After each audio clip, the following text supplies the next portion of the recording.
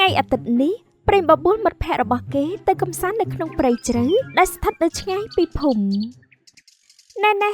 ហើយពួកឯងយកស្អីទៅខ្លះហ្នឹងមកទៅដូចជាសំពេញសំពងម្ល៉េះ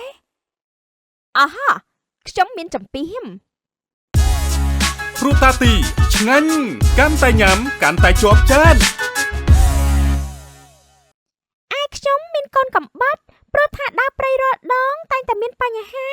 ព្រិញគេប្រាប់ថាការពារប្រសើរជាងព្យាបាលណាសម្លាញ់ឡយបើអញ្ចឹងពួកយើងប្រញាប់ទៅភ្លាមទៅតអាយ៉ាពួកយើងមកដល់ហើយណែពួកឯងមើលនោះទៅទេសភាពធម្មជាតិនៅទីនេះស្អាតខ្លាំងណាស់ក្លិនផ្ការំដួលក្រអូបឈ្ងុយឈ្ងប់ជាប់ចិត្តតែម្ដងហើយបរិយាកាសបែបនេះខ្ញុំចង់តែច្រៀងលេងមួយបទទេនេះ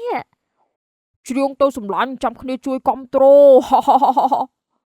រំពេចនោះស្រាប់តែមានសត្វខ្លាធំមួយក្បាលបោលចូលមករកពួកគេអើយខ្លាធំណាស់ពួកឯងមើលទៅណូគ្រប់គ្នាប្រយ័ត្នមកទេអញឆាប់ដកចំពាមចេញមកបញ្ញាប់បាញ់វាទៅសម្លាញ់អាខ្លាចង្រៃឯងឆាប់ចេញទៅមកទេដកចំពាមបាញ់ខ្លាមុតបានទៅជាអញ្ចឹងហើយអីក៏ចំពាមរបស់ឯងមិនអាចធ្វើស្អីវាបានខ្ញុំក៏មិនដឹងដែរព្រិញមើលតែអាខ្លានេះវាកាច់មិនណយទេអើយមិនកោតទេនៅបាញ់តទៀតក៏អត់ប្រយោជន៍ដែរពួកយើងប្រញាប់រត់ឲ្យលឿនទៅតោះរត់ឲ្យលឿនទៅមុនពេលរត់ព្រិញក៏លើកសំណាញ់បោះទៅលើខ្លានោះព្រិញរត់ឲ្យលឿនមកសម្លាញ់ឲ្យលឿនឡើងតោះខ្លាកំណាចនោះជាប់ជំពាក់នឹងសំណាញ់ខំប្រឹងរើបំរាស់ដោះខ្លួនយ៉ាងលំបាករហូតរួចផុតពីសំណាញ់វាក៏បានបោលដេញតាមព្រិញបន្តទៀតហើយទីនេះជាកន្លែងណាពួកយើងរត់មកដល់ណាហើយនឹងនៅទីនេះជារោងបជាវមកទៅអាខ្លាកំណាចនោះវាកំពុងតាមមករោយើងហើយអូយបជាវហើយពួកឯងមានការអីពួកខ្ញុំកំពុងតែមានអាសន្នត្បិតពេលនេះមានខ្លាកំណាចមួយក្បាលវាកំពុងដេញតាមស៊ីពួកខ្ញុំសូមអ្នកអាចជួយពួកខ្ញុំផងទៅថាម៉េចនឹងមានរឿងចឹងផងមិនអីទេបើអញ្ចឹងពួកឯងប្រញាប់ចូលមកលាក់ខ្លួនក្នុងរូងរបស់យើងមកឆាប់ចូលមកបាត់អរគុណណាស់តោះពួកយើងប្រញាប់ចូលទៅឲ្យលឿនឡើងទៅ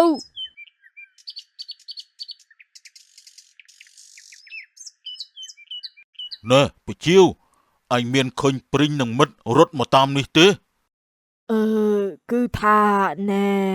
ពួកវានៅខាងក្នុងបងខ្លាឯងប្រញាប់ចូលទៅប្រញាប់ចូលភ្លាមទៅវីវហើយបញ្ជាចង្រៃនោះក៏បាត់ពួកយើងហើយធ្វើយ៉ាងម៉េចទៅគ្រប់គ្នាកំភៃតាំងស្មារតីឲ្យនឹងណូយើងត្រូវតែរៀបល្បិចចាត់ការខ្លាកំណាចនោះឲ្យតតែបានធ្វើយ៉ាងម៉េចទៅព្រិញអំពុលឲ្យកូនកំបិតមកគ្នាមកឲ្យឆាប់ឡើងណែយកទៅសម្លាញ់ល្អពួកឯងនៅត្រង់ណាឆាប់ចេញមកភ្លាមអូនៅត្រង់នេះមែនទេអាខ្លាចង្រៃ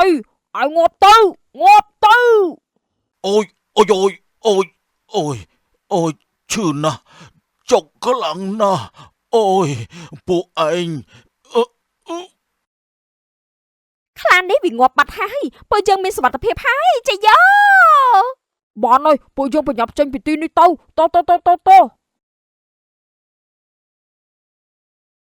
ហាពួកឯងមិនអីទេឬពួកឯងអត់មានកើតអីទេមែនទេត្រូវហើយពួកយើងស្លូតណាស់ច្បាស់ជាមិនអីទេណែពួកឯងចង់ធ្វើស្អីណែឈប់ភ្លាមទៅគ្រប់គ្នាដុតរូងប្រជៀវណែឈប់ភ្លាមទៅយើងប្រាប់ថាឲ្យឈប់យើងខំជួយពួកឯងណាមិនក៏ពួកឯងរមើលគុណយ៉ាងនេះជួយប្រាប់ខ្លាឲ្យសម្លាប់ពួកយើងមែនទេនេះហើយជាការតបស្នងដល់អំពើអាក្រក់របស់ឯងសម្ដីផ្អែមតែគំនិតអាក្រក់មាត់ថាជួយប៉ុន្តែចិត្តអាក្រក់ទុរយោចង់ឲ្យពួកយើងស្លាប់ឯងមិនសមទទួលបានពីអរគុណពីពួកយើងទេ បានហើយតើបើយើងប្រញាប់ចេញពីទីនេះតើតប្រជាពុទ្ធបុត្របានត្រឹមតែយំសោកស្ដាយក្រោយចំពោះក្តីវិនាសដែលកើតពីទង្វើអាក្រក់របស់ខ្លួនសម្ដីអាក្រក់តែចិត្តល្អប្រសើរជាងសម្ដីផ្អែមល្អតែគំនិតអាក្រក់សัพព្រោះពូជណាផ្លែផ្កាពូជនោះសូមរងចាំទស្សនាវគ្គបន្ត គ្រូតាទីឆ្ងាញ់កាន់តែញ៉ាំកាន់តែជាប់ចាន